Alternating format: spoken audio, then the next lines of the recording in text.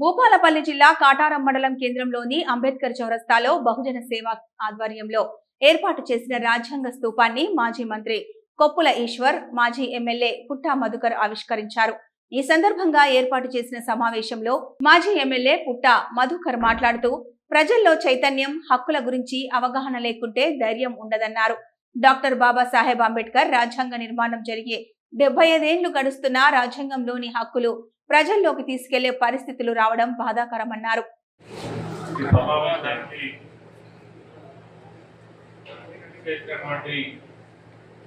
గౌరవ మాజీ శాసనసభ్యులు మీ అందరి అభిమాన నాయకులు అప్పుడు పుట్ట మధు గారు, అదేవిధంగా మాజీ చైర్పర్సన్ సోదరిమణి జప్పు శ్రీహర్షి గారు, వేదిక పైన ఉన్నటువంటి నాయకులందరికీ,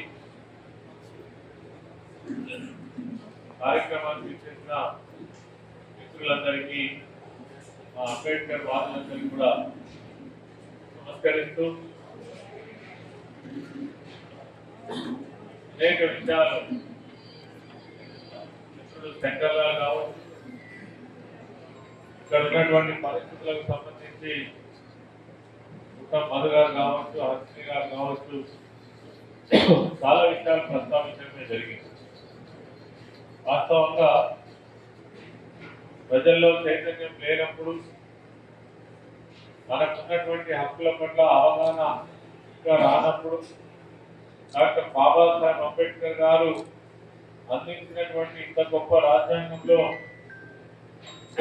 ప్రజల హక్కులను తెలుసుకోలేనప్పుడు నిజంగా కూడా మనకు ధైర్యం ఉండదు.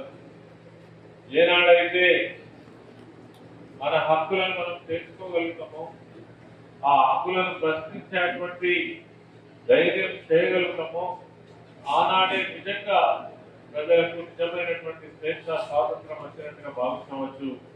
మీరెవరిని ప్రశ్నించిన ఆన్సర్ చెప్పలేనటువంటి పరిస్థితి, లేకపోతే యాక్సెప్ట్ చేసేటువంటి పరిస్థితిని కల్పించేటువంటి అవకాశం ఉంటుంది. కాబట్టి ఈ తపన అంతా కూడా దానికోసమే. ఈ రాజ్యాంగానికి సంబంధించినటువంటి బుక్స్ పంపిణీ చేయడం కావచ్చు, రాజ్యాంగ స్తూప నిర్మాణం చేయడం కావచ్చు, బాబాసాహెబ్ అంబేద్కర్ గారి యొక్క అనేక విషయాలను పదే పదే పదే చెప్పడం కావచ్చు, ప్రజల్లో చైతన్యం కలిగించేటువంటి ఒక గొప్ప ప్రయత్నం జరుగుతుంది. బహుజనవాది ఒక ఉపన్యాసం విన్నా, ఏమని, బానిసకు అసలు ఏమీ అర్థం కాదు, గౌరవం అంటే ఏంటిది, ఎక్కడ దొరుకుతుందని అడిగిండట ఒక బానిస.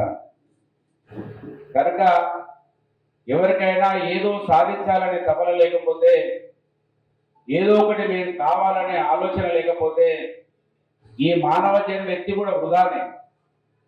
మరి నేను నిజంగా చాలా సంతోషపడ్డా.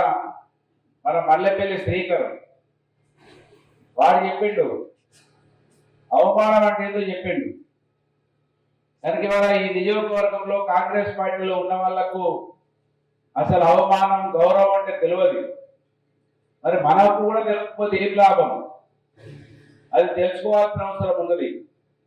మనిషి పుట్టినందుకు ఏదో ఒకటి సాధించాలనే తపన లేకపోతే ఈ జన్మనే వేస్ట్ అనే విషయాన్ని గమనించాల్సిన అవసరం ఉన్నది.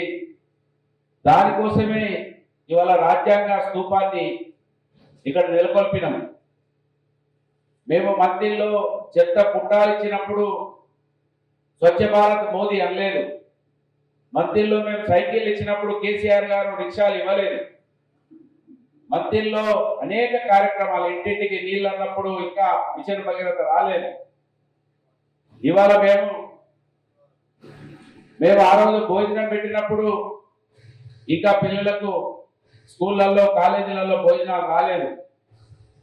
కనుక ఇవాళ మేము రాజ్యాంగం స్తూపం ఇక్కడ పెట్టిన ఆలోచన వచ్చినాడు రాహుల్ గాంధీ రాజ్యాంగాన్ని పట్టుకొని తిరగలేదు.